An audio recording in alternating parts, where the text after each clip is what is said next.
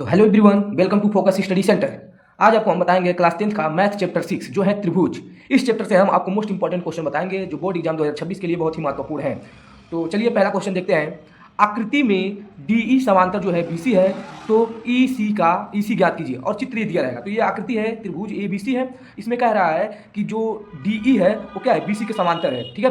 और इसमें कहा है कि ए से डी तक का मान 1.5 सेंटीमीटर है और डी से बी तक का मान जो है 3 सेंटीमीटर है और ए से ई तक का मान 1 सेंटीमीटर है। तो कह रहा है ईसी ज्ञात कीजिए, ये ज्ञात करने के लिए कहा है। देखिए हम पढ़े हैं चैप्टर 6 में, जब बेसिक पढ़ते हैं तो उसमें जानते हैं कि थेल्स प्रमेय एक लगता है। थेल्स प्रमेय ये कहता है कि यदि किसी भी त्रिभुज में दो भुजाएं अगर क्या है, समांतर है, तो अगर दो भुजाएं समांतर है तो हम कहते हैं कि जो थेल्स प्रमेय से तो हम कह सकते हैं कि एडी जो होगा वो बटे उसके डीबी और एई जो होगा उसके बटे में सी। ये कब लागू होगा, जब दो भुजाएं क्या हो, त्रिभुज में समांतर हो। तो समांतर में तो उसकी ये भुजा बटे में ये भुजा, ये भुजा बटे में ये भुजा। तो हम इसी कंसेप्ट को लगा कर इस सवाल को सॉल्व करेंगे। तो देखिए यहाँ लिखा है चूंकि जो डीई है वो समांतर है बीसी, अर्थात थेल्स प्रमेय से क्या कहता है कि अभी बताया हूँ कि जो एडी होगा ये वाला एडी, तो यहाँ लिख दिया हूँ एडी, अब बटे में क्या होगा डीबी, वैसे एई बटे में ईसी। और देखिए एडी का मान जो है 1.5 दिया है और डीबी का मान 3 दिया है, एई का मान जो है 1 दिया है और ईसी का मान हमको फाइंड करना है। तो हम क्या करेंगे, क्रॉस मल्टीप्लाई करते हैं। जब बीच में इक्वल का निशान होता है तो क्रॉस मल्टीप्लाई करते हैं। तो इसका मल्टीप्लाई इसमें करेंगे तो ईसी इक्वल टू 1.5 और इसका इसमें मल्टीप्लाई करेंगे तो 3 हो जाएगा। हमको क्या चाहिए, हमको कह रहा है ईसी चाहिए, तो ये जो मल्टीप्लाई हो रहा है तो डिवाइड में आ जाता है। तो ये डिवाइड में आ गया तो हो जाएगा 3/1.5। और यहाँ जब डेसिमल का निशान हटाते हैं तो ऊपर ही जीरो, यहाँ देखिए दशमलव बाद एक अंक है इसलिए जीरो ऊपर एक बढ़ता है, तो यहाँ जीरो बढ़ जाएगा 30 हो जाएगा 30। तो हम इसको डिवाइड जब करेंगे तो 15 दूना कितना हो जाएगा 30,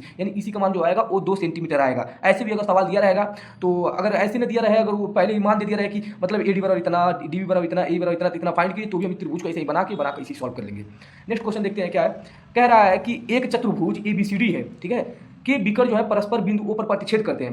तो प्रतिच्छेद करते हुए करते हैं कि जो एओ होता है, देखिए एक क्या है, एक समलंब एक चतुर्भुज है, ठीक है ना, एक चतुर्भुज है। अब चतुर्भुज में एबीसीडी एक क्या है, चतुर्भुज है। इसमें कह रहा है कि जो इसके विकर्ण होते हैं एक दूसरे के ऊपर प्रतिच्छेद करते हैं। तो हमको सिद्ध क्या करना है, इसमें दिया है कि जो ओ ए है ओ बटे में ओ बी, ऐसे जो ओ सी ओ बटे में ओ डी, दर्शाइए कि जो एबीसीडी है वो क्या है, समलंब चतुर्भुज है। तो समलंब है, समलंब का मतलब ऐसे ही चित्र बनता है। तो ये क्वेश्चन दिया था, ये बातें दिया था, इसी की मदद से हम क्या करेंगे, हम एक समलंब चतुर्भुज सिद्ध करेंगे।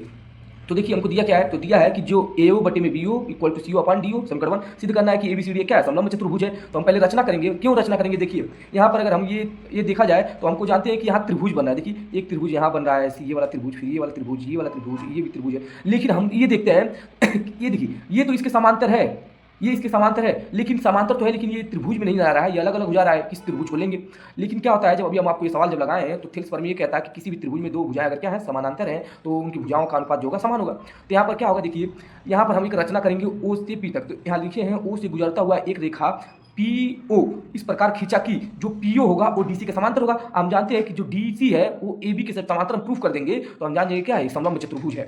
तो देखिए यहाँ पर ये उपपत्ति में हमको क्या देखना है कि त्रिभुज जो ए डी सी है, इस त्रिभुज में मैं बात कर रहा हूँ ए डी सी। अब यहाँ पर देखिए एक त्रिभुज है, इसमें दो भुजाएं क्या है, समांतर है। तो हम आराम से इसमें कह सकते हैं, देखिए ये त्रिभुज है, इस त्रिभुज में दो भुजाएं समांतर। अब यहाँ थेल्स प्रमेय हम आराम से लगा सकते हैं। तो देखिए थेल्स प्रमेय लगाएंगे जब इस त्रिभुज में, यहाँ क्या हो जाएगा, थेल्स प्रमेय समझाते हैं कि देखिए जो डीपी होगा वो बटे में पी है इक्वल टू सी ओ अपन में ओ। यहाँ पर देखिए जो त्रिभुज था मैं यहाँ बना के समझा दे रहा हूँ, ये एक समलंब चतुर्भुज है, ये है, इसकी भुजाओं ऐसे मिले हैं, ये ऊपर प्रतिच्छेद करता है। यहाँ पर रचना किया पी पर, यहाँ ए है, बी है, सी है, डी है। अब देखिए समझ में आएगा।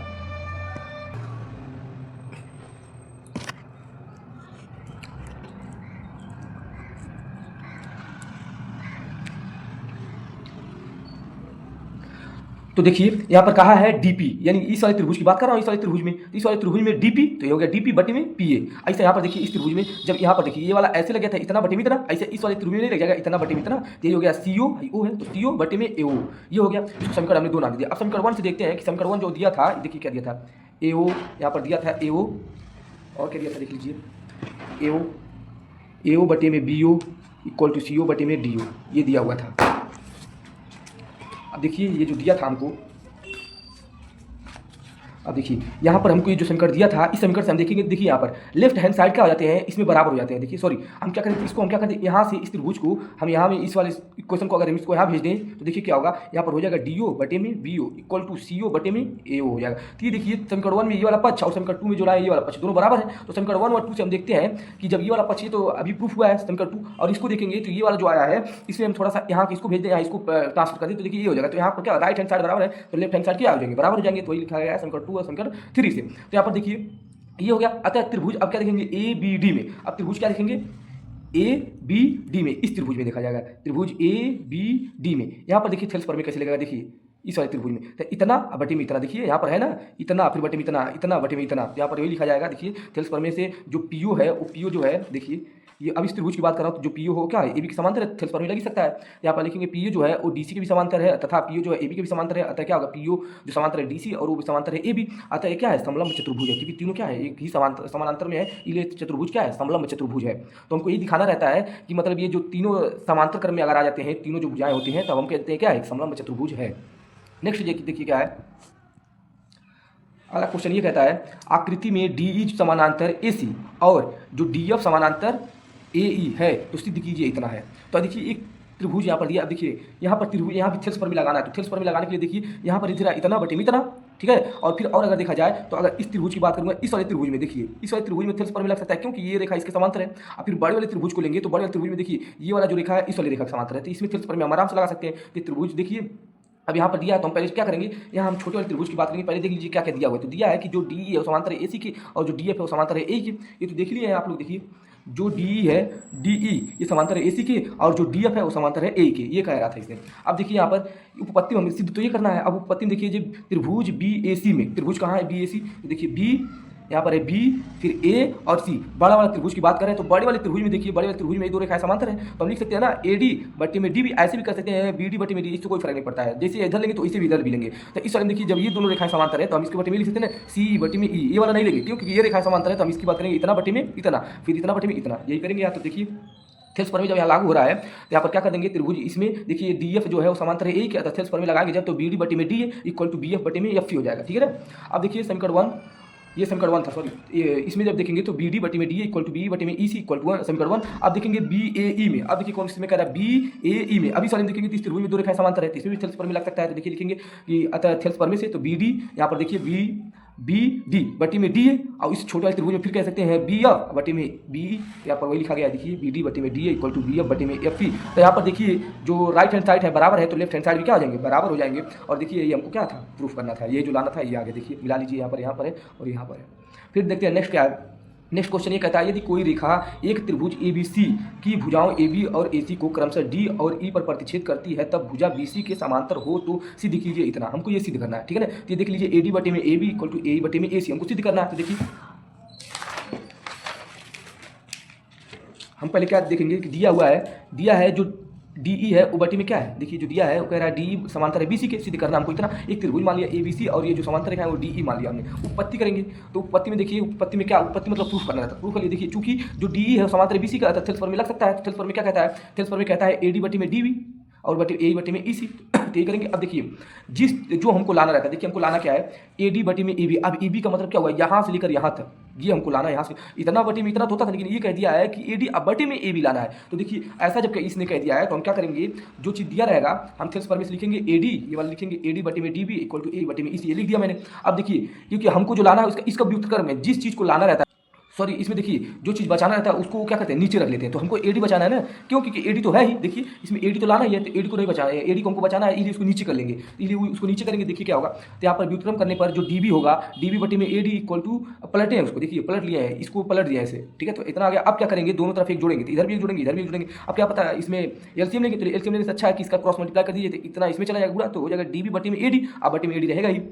फिर ऐसे इसका गुणा करने के EC बटे में AE, तो यहाँ AD अब बटे में AE हो जाएगा, ठीक है ना। और यहाँ पर जो आएगा देखिए, यहाँ पर जो है AD अब बटे में DB, देखिए यहाँ ध्यान से AD अब बटे में DB, ये पूरा मिलकर AB तो होगा, इसलिए यहाँ इसकी जगह AB रख दिया गया है। फिर ऐसे देखिए AE बटे में EC, अब पूरा मिलकर AC तो होगा, इसलिए इस पूरी को क्या कर दिया, AC रख दिया यहाँ पर। अब देखिए इसको फिर क्या कर देंगे, व्युत्क्रम कर देंगे, तो व्युत्क्रम करने पर देखिए हमारा वही जो प्रूफ करना था वो हमको प्राप्त हो गया, ठीक है। तो ऐसे जब कोई भी सवाल आता है और जिस चीज़ को हमको छोटे से बड़ा में जाना रहता है, तो जो चीज़ बचाना रहता है उसको नीचे कर लेते हैं व्युत्क्रम करके। इस चैप्टर का देखिए लास्ट क्वेश्चन जो है वो ये कहता है कि ABCD एक समलंब चतुर्भुज है, एक समलंब है जिसमें से AB जो है समांतर है DC है तथा इसके विकर्ण जो है परस्पर बिंदुओं पर प्रतिच्छेद करते हैं। तो दर्शाइए कि जो AO है बटे में BO equal to CO upon DO। तो भी हम देखें तो देखिए इसमें क्या करना रहेगा, एक समलंब चतुर्भुज समलंब है ABCDE। अब यहाँ पर देखिए इसके विकर्ण जो प्रतिच्छेद O पकड़ते हैं, तो जब इस टाइप का आता है तो हम हमेशा एक रचना कर लेते हैं, जो O से होता है वो एक वृत्त PO खींचा। यहाँ पर देखिए जो दिया है हमको, जो AB और समांतर है DC की, और सिद्ध करना है इतना, हमको सिद्ध करना है तो रचना करेंगे O से गुजरता हुआ एक रेखाखंड PO इस प्रकार खींचा कि जो PO आएगा पी ओ बटे में ए बी, क्योंकि समांतर है, समांतर हो जाएंगे। तो अब ये भी जानते हैं कि जब पी ओ समांतर है, क्योंकि हम जानते हैं कि जो यहाँ पर देखिए जो डी सी है वो समांतर है ए बी के, और पी ओ कहता है पी ओ जो समांतर है ए बी की। तो जब ये दोनों आपस में समांतर है कि डी सी बटे में ए बी, ये जो इसके समांतर है तो ये वाला इसके भी तो समांतर होगा। तो वही चीज़ यहाँ लिखा गया है कि जो पीओ समांतर है डीसी के उत्पत्ति हम देखेंगे त्रिभुज ए सी डी में। देखिए त्रिभुज ए सी डी में इस वाले में लगाएंगे, क्यों? क्योंकि यहाँ थेल्स पर में लग सकता है। देखिए इतना बटे में इतना, इसमें इतना बटे में इतना लग सकता है, इसलिए थेल्स पर में इसमें लगाएंगे। तो थेल्स पर में से देखिए डीपी मतलब यहाँ डी था और यहाँ पे था डीपी, अब बटे में क्या है पी होगा। देखिए डीपी बटे में पी है, वैसे ही वाले में आएंगे तो सी ओ बटे में ए ओ, तो यहाँ पर हो जाएगा सी ओ बटे में समीकरण 1 दे दिया। अब त्रिभुज क्या करेंगे? अब त्रिभुज इसमें देखेंगे ए बी डी में, त्रिभुज देखिए त्रिभुज ए बी डी में, त्रिभुज ए बी डी में देखिए यहाँ कैसे लगेगा थेल्स पर में इतना बटे में इतना, इतना बटे में इतना, इसमें क्योंकि ये दोनों रेखाएं क्या है समांतर, इसलिए थेल्स पर में इसमें भी लग सकता है। तो लिखा गया ये जो है समांतर ए बी की, यहाँ पर देखिए थेल्स पर में लगाएंगे तो यहाँ पर हो जाएगा थेल्स पर में के विलोम से डीपी बटे में P equal to D O upon B O, तो समीकरण 2 हो गया। अब देखेंगे यहाँ समीकरण 1 और 2 से, समीकरण 1 और 2 को जब देखेंगे यहाँ पर देखिए समीकरण 1 एक मिनट में लिख रहा हूँ यहाँ पर। समीकरण 1 जो था वो था डी पी बटे में P A equal to C O बटे में ए ओ, ये था समीकरण 1। इसको समीकरण 1 अभी लिख दिया हूँ, ठीक है। अब देखिए यहाँ पर ये जो समीकरण 2 है, समीकरण 2 थेल्स पर में से क्या आया? समीकरण 2 जो आया है देखिए, समीकरण 2 जो आया है वो आया है डी पी बटे में क्या है P A equal to D O बटे में बी ओ, ये समीकरण क्या है 2 है। देखिए 2 है। अब यहाँ पर एक चीज़ देखा जाए कि इसमें ऐसा क्या देखिए यहाँ पर जब देखेंगे तो यहाँ पर लेफ्ट हैंड साइड क्या है बराबर है, तो राइट हैंड साइड भी क्या हो जाएंगे बराबर हो जाएंगे। तो ये क्या हो जाएगा? अब देखिए ये हो जाएगा सी ओ बटे में A O equal to D O बटे में बी ओ। अब यहाँ पर देखिए हमको लाना क्या है, प्रूफ क्या करना है? देखिए हमको प्रूफ करना है ए ओ बटे में सी ओ बी ओ बटे में इतना। तो हम क्या करेंगे? देखिए इस वाली चीज़ को हम व्युत्क्रम कर देंगे, तो ए ओ बटे में सी हो जाएगा इक्वल टू इसको क्या हो जाएगा बी ओ बटे में डी ओ। इसको यहाँ कर दीजिए, इसको यहाँ कर दीजिए, तो ए ओ बटे में बी ओ नीचे आ जाएगा, आई सी ओ कहाँ वहाँ चला गया बटे में डी ओ। यही हमको प्रूफ करना था। तो ये चीज़ यहाँ लिखा गया है, देख लीजिए समीकरण 1 और 2 से। यहाँ पर व्युत्क्रम नहीं लिखा गया है, लेकिन वही चीज़ मैं आपको जो बताया हूँ वही चीज़ यहाँ लिखा गया है। इतना समीकरण 1 और 2 से हुआ, तो फिर उसके बाद इसका व्युत्क्रम कर देंगे, तो व्युत्क्रम करने के बाद ये ऊपर चला जाएगा, ठीक है। तो यहाँ पर जो मैं यहाँ पर बताया हूँ ये चीज़ यहाँ थोड़ा शॉर्टकट में लिखा गया, लेकिन यहाँ जो बताया वही चीज़। तो इस चैप्टर से ये लास्ट क्वेश्चन था। नेक्स्ट वीडियो में हम आपको लाएंगे चैप्टर 7 जो है निर्देशांक ज्यामिति, इसमें भी कुछ मोस्ट इंपॉर्टेंट क्वेश्चन ही लाएंगे। तब तक के लिए इतना ही। जय हिंद जय भारत।